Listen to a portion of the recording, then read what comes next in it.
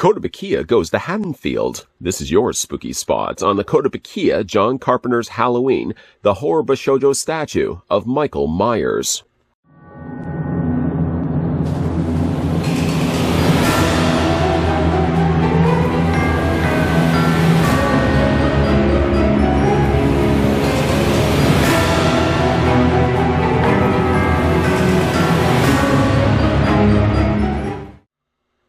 The embodiment of pure limitless darkness and dangerous force that lacks the ability to distinguish good and evil, and famed killer who strikes fear into the hearts of his victims on Halloween, Michael Myers is joining the horror Bishoujo line. The villainous killer is expertly transformed into the Bishoujo style by talented illustrator Shunya Yamashita. The simple design of the mechanic's uniform show off the Bishoujo's curves, and the details of her unique base evoke the atmosphere of the film. An exquisitely crafted beauty, this Bishoujo's blood-splattered coveralls and cold, disdainful expression are sure to remind you of the classic villain.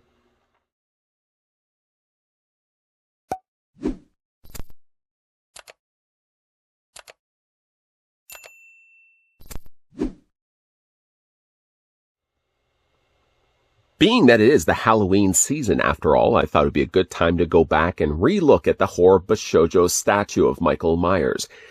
Admittedly, one of my favorite slasher killers, admittingly also one of my least favorite of the horror Bishoujo statues that Kotobukiya have put out. And there's a reason for it. A lot of it has to do with the mask, or the lack thereof. He does, or she still comes included with the mask. In fact, it's one of the accessories that come included with the figure. Speaking of those accessories, we'll start first with one of them, that being the butcher knife.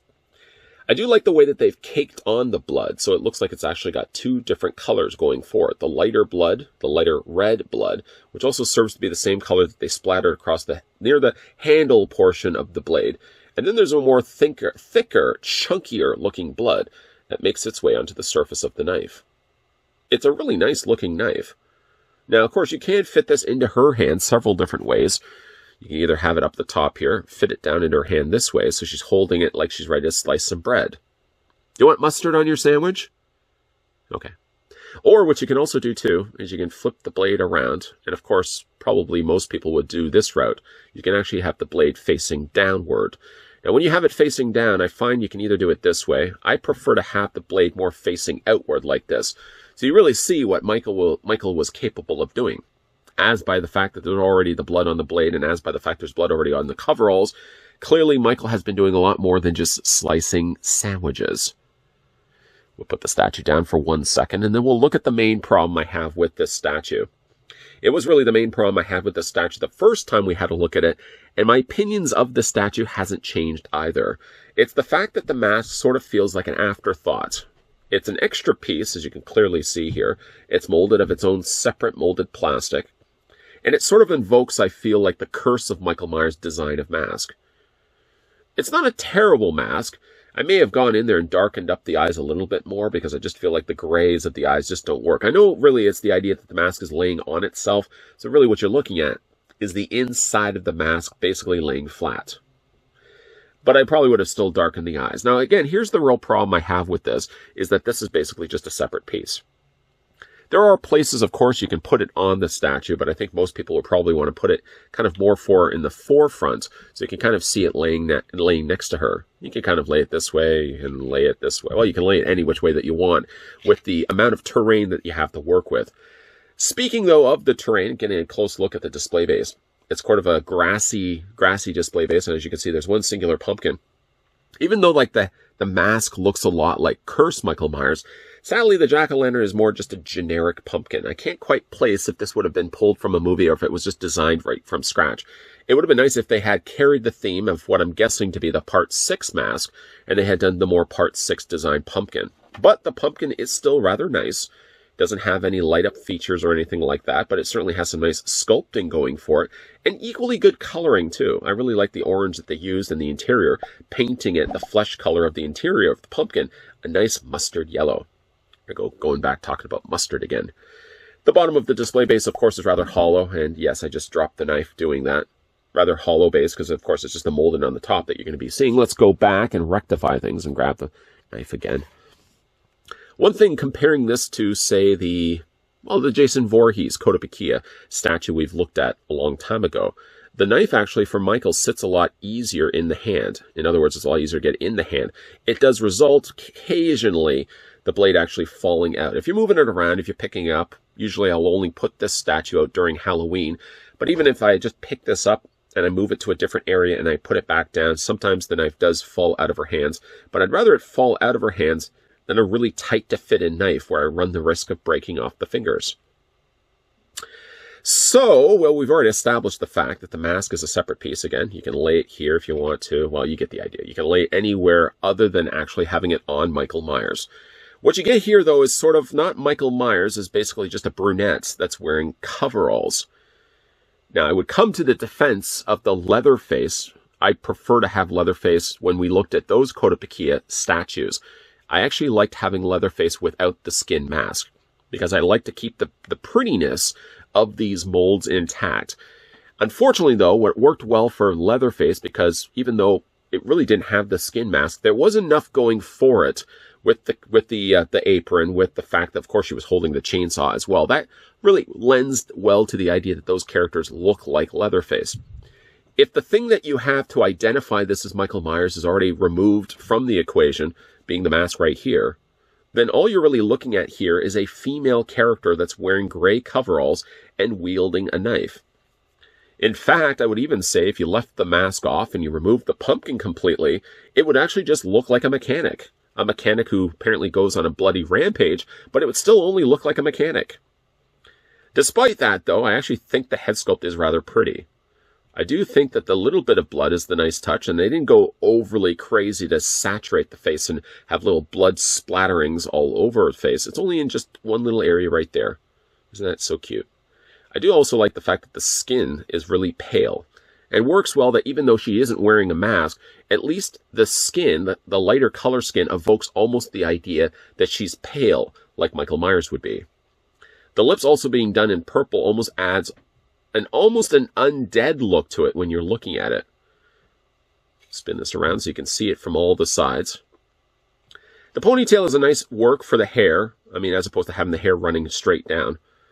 I think one of the reasons why they probably gave her a ponytail was it keeps the shape of the face more like a mask. Or where the fact that you wouldn't see the hair would be more along the top. If you had the hair running all the way down, I mean, they only have a few strands here.